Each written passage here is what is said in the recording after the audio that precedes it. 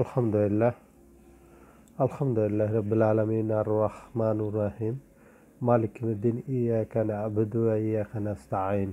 আলহামদুলিল্লাহ, আজ আমরা সূরা আল ইমরান 132 নম্বর আয়াত এবং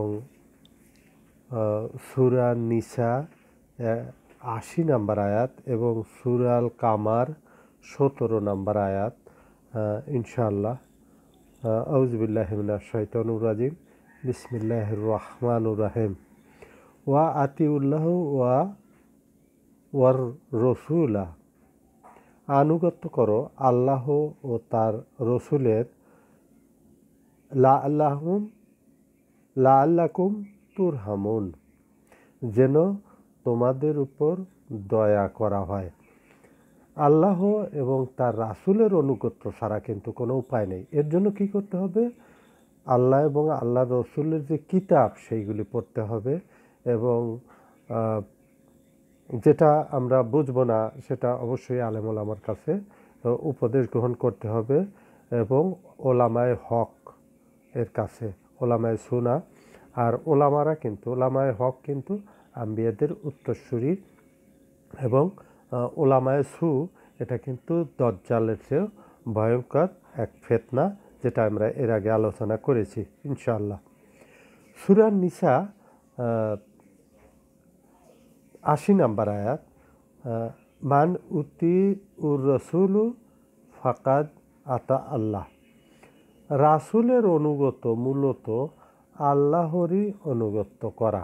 আমার আয়েশারে জিজ্ঞেস করা হয়েছিল যে রাসূল সাল্লাল্লাহু আলাইহি সাল্লামের চরিত্র কীরকম। তিনি সাহাবাকে বলেছিলেন যে তোমরা কোরআন পড়ো না? বলছে হ্যাঁ, কোরআন পড়ি। বলছে কোরআনের যে চরিত্র রাসূল সাল্লাল্লাহু আলাইহি সাল্লামের একই চরিত্র। সুতরাং আমরা এই সূরা নিসার 80 নম্বর আয়াতে এটাই কিন্তু পরিষ্কার বুঝতে পারি যে আল্লাহর রাসূলের অনুগত্যই মূলত আল্লাহর অনুগত্য।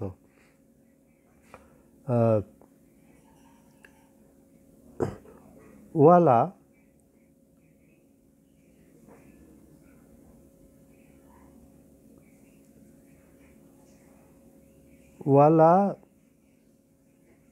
তাওয়াল্লাহ, আর তোমরা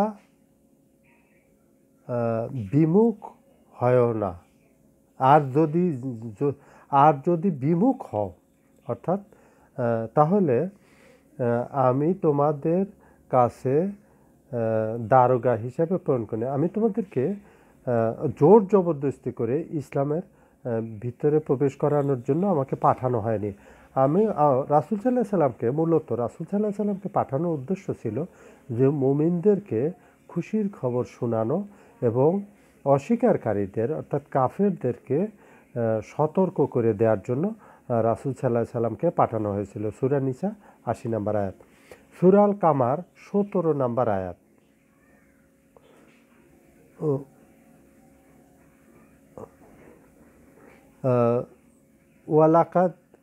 ওয়ালাকাদ ওয়াসারনাল কুরআনা লিজ জিক্রি, কুরআনাজ লিজ জিক্রি ফাল মিন মুদ্দাক্কির। কোরআন উপদেশ গ্রহণের জন্য সহজ করে দিয়েছি, উপদেশ গ্রহণকারী কেউ আছে কি? কোরআন কিন্তু আসলে প্রতিটা শব্দই কিন্তু খুবই সুন্দর, সহজ, যদি আল্লাহ তাকে কবুল করে। কারণ কোরআন পড়া কিন্তু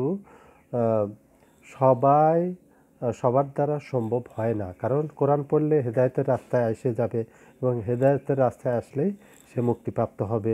সুতরাং এই কাজটা কিন্তু অত সহজ না, শয়তান এই কাজটা করতে দেয় না। এবং আল্লাহরও কিছু পছন্দের ব্যাপার আছে। আল্লাহর কাছে চাইলে পাওয়া যায় না এমন কোনো বিষয় না। আর আল্লাহর কাছে চাইতে হবে এবং কোরআনের পিছে লেগে থাকতে হবে এবং কিয়ামত পর্যন্ত কোরআনের সাথে সম্পর্ক রাখতে হবে। ওমা আলাইনা ইল্লাল বালাগ। জাযাকাল্লাহু খাইরান ওয়া আহসানুল জাযা।